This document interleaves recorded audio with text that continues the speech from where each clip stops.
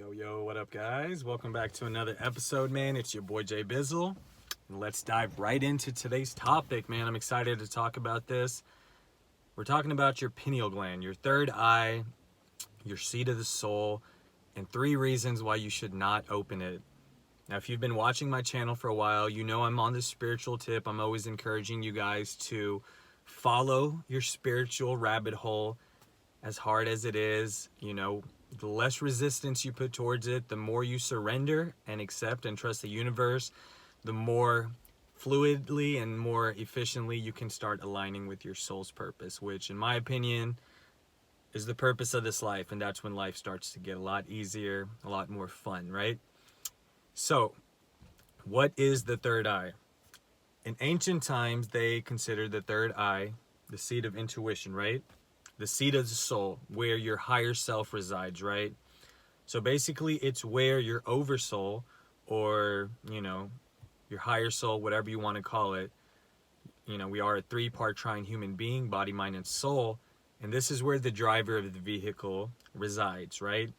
It's the one that, for the most part, we have suppressed since we were young due to all these 3D conditionings, all these layers that have been basically just cemented over us, that have to be taken off layer by layer, cracked open slowly. And usually this happens once we experience a traumatic event or string of events or situations that lead us to an awakening, right? Some people, they have it naturally. Some people are born like that, like the Buddha and other enlightened beings. But the rest of us have to strive for this enlightenment and this level of awakening. So the first reason why you should not open your third eye is if you are not ready for all of your foundational beliefs to be absolutely shattered, crushed to pieces, man.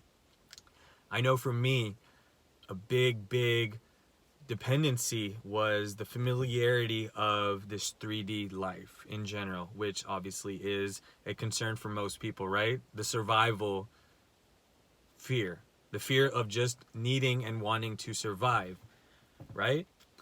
And once you start clearing all these chakras out, just to make a real quick point, not to get too esoteric on it, once your energy centers start clearing out one by one and you start working on it, you really start flowing. Your body starts aligning more easily with your higher chakras, and it's all connected. So the lowest chakra, your sacral, it's responsible for survival, right? And reproduction and safety. So once I started kind of opening my third eye through, different forms of practice, such as, meditation and certain things I had to disassociate with and hack away from, like brushing my teeth with fluoride, drinking fluoride water, just to name a quick couple things that you can do to decalcify your pineal gland. Once I started doing more of that, my sacral chakra started loosening up and opening more, right? I was less focused on the very lower aspects of life, right? Like the desire to have to reproduce all the time, the desire to do whatever it takes to survive, the fear or lack mentality that there is not enough, right? Once that started opening up, I realized that my connection and my dependency on this 3D world was not as solid and real as I thought it was, right? In other words, to make this easier, death is an illusion, and that's what you realize once this happens. Now, yeah, of course, it's a real thing. You do leave your body, you do leave your loved ones behind, but it is not the end. In fact, it's just another door or another step in the spiral of our spiritual ascension, our journey, our overall journey as a soul, right? So once that fear is let go of, things just start becoming so much easier, because that's the number one fear most people have, is the fear of death and what it is. But once you disconnect from your actual body, what happened for me was my third eye would start vibrating really hard when I would meditate, right? That's where DMT, dimethyltryptamine, is stored. I'm sure you guys have heard a couple things about DMT here and there. What DMT basically is it's stored in your brain. It's released the moment right before death or near-death experiences and in REM sleep. Basically, it gives you unfiltered travel, unfiltered thought, and you start connecting with the astral and etheric world, which is the connection of all thoughts. Everyone's thoughts are in the ether. You can travel back in time, you can travel into the future, you can travel literally anywhere you want to go. And I've done this so many times. I can make a video about that separately. I don't want to get too deep into detail on that. But once you could disconnect from your body physically, or not physically, metaphysically rather, but once you can see yourself laying there and take full control of your dreams, it helps in so many more ways than just knowing that you are not a physical 3D human having a spiritual experience. It's the other way around, right? You're a spiritual entity, soul, coming into this 3D physical meat suit to have an experience, right? And to accomplish a mission. And we all have a purpose for this too. So do not attempt to open your third eye if you're not ready for your foundational beliefs to be shattered. Number two. And number two is actually kind of funny because, like I said before in other videos, I used to think I was a pretty shy guy, right? I would have an easy time chopping up in front of my family, you know, cracking jokes, really connecting on, you know, a soul level. But with other people, especially people that I've never met before, you know, having moved here from Pakistan when I was still, you know, kind of a kid, not yet a teenager, like, I had to learn English right when I got here. And it was difficult. It was very hard for me to have a conversation with someone, much less connect on a soul level. So it was really hard for me to be that open. But once I started opening my third eye, started aligning my energy centers, my chakras, and once I started becoming more in tune with who I am as a soul and not a person, man, it just came easy because I realized people aren't interested only in how you speak, which was a real, you know, issue I had with, you know, a lot of self-limiting beliefs I had, and that was one of them, is that, you know, I sounded weird when I talked. So I figured people were not really wanting to put up with that. But once your energy is proper, once you come right and approach people with that energy, that's what matters, y'all, because they feel that. They catch that vibe and they want to resonate with you because you make them feel good, right? You make them feel safe. You make them feel understood because, in essence, we are all one. And that's another thing that this really helps you to come into realization with and acceptance, is that it's not just spiritual, metaphysical, like hocus pocus bullcrap. This is real. It's real stuff, man. We are all one. We're all connected, you know, at the source. It's the one big source and soul branched out into a bunch of little fragments of, you know, the higher soul. So we are all connected at the soul level.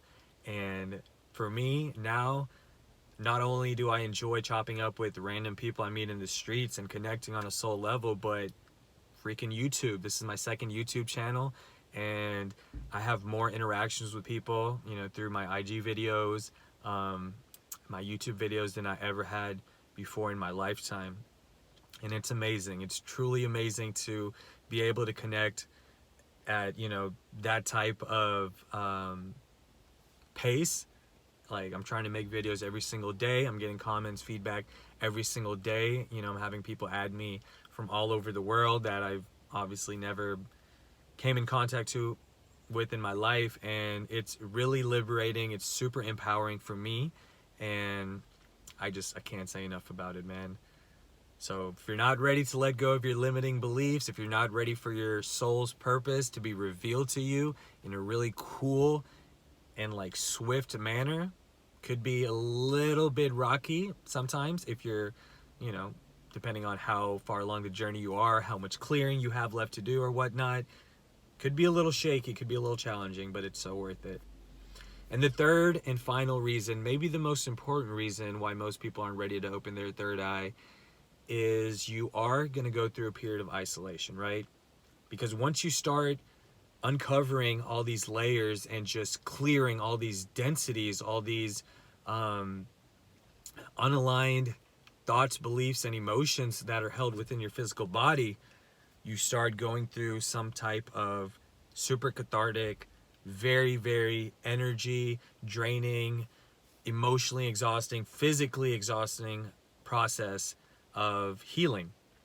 And it's not fun, right? Not to scare you off from pursuing this, but it's not the easiest, most relaxing process, right? Because your body does have to, once it releases these densities, you'll catch, either headaches, fatigue, like out of this world. You'll feel like you're 85 years old some days.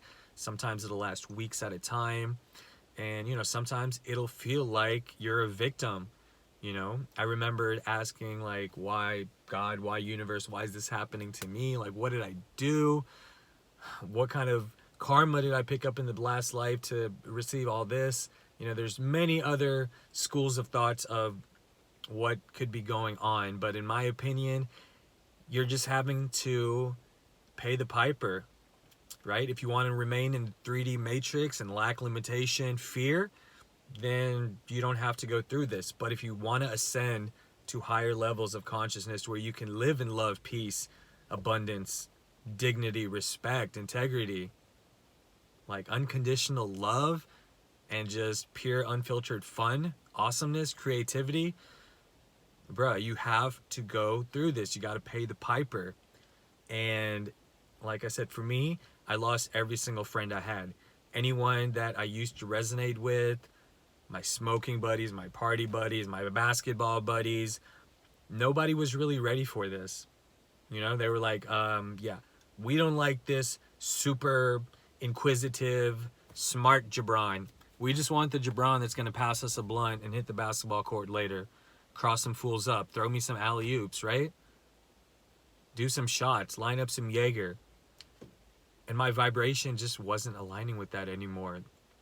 So my friends, my groups of, acquaintances, my interest in all these lower density activities, they just fell by the wayside. And I was left for maybe almost 2 years of solitude, guys. But like I've said in almost every video, perspective is key. So if you can take these moments, however long they may be, of solitude and embrace it and use that time to practice stillness, practice just being. We don't always have to do. We're not human doings. We're human beings. And that's where the magic comes. That's when the resources just start flowing to you. Once you start clearing out your energy centers, you start meditating, you stop drinking fluoride water, stop brushing your teeth with fluoride, stop accepting what is being shoved in your face. Do your own research. And I've said this before too, not even what I'm saying should penetrate your brain, and you shouldn't accept it as is. Do your own research, see what works for you, see what resonates, see what feels right. See what feels right, because if it feels right, it probably is best for you. And I've just been using that time to practice my meditation, to practice just being. Usually, like I said, I would always need some type of dopamine fix. I would always need some type of adrenaline rush to feel alive, right? Whether it be, feeling like I need to reproduce, aka PMO, aka masturbation, right? Whether it was that or smoking weed, going out for a drink on the weekends, I would do anything I could to escape the feelings of sitting with what needs to heal and release. But once you start doing all of that, guys, and you change your perspective to, not being punished into this solitude, but having this period of grace to be in solitude, which right now the whole world is being forced into some type of solitude through this quarantine. So if you're experiencing this already, guys, and you're not afraid of these reasons I listed, you're not afraid to have your core beliefs shattered, you're not afraid to have your life's purpose revealed to you in an instant, right? If you're not afraid to be in solitude for a long time, to lose friends, to lose those who no longer resonate with you, who are not conducive to serving you to your highest purpose, then please, I beg you, take this leap, man. Use this time right now. Meditate, go deep within, release, practice being.